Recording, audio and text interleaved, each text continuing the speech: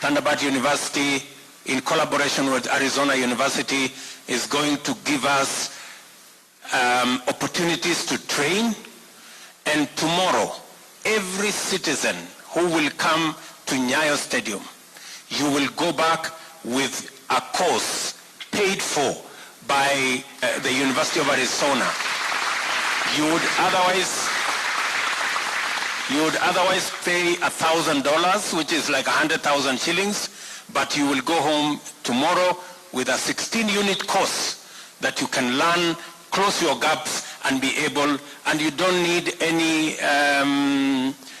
prior knowledge, and you don't need, there are no entry requirements so long as you can read English, or you can be able to train. And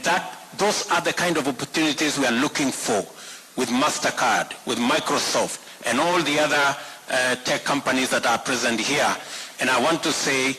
those are the opportunities that inspired me to make this Jamhuri a tech and innovation and technology Jamhuri, because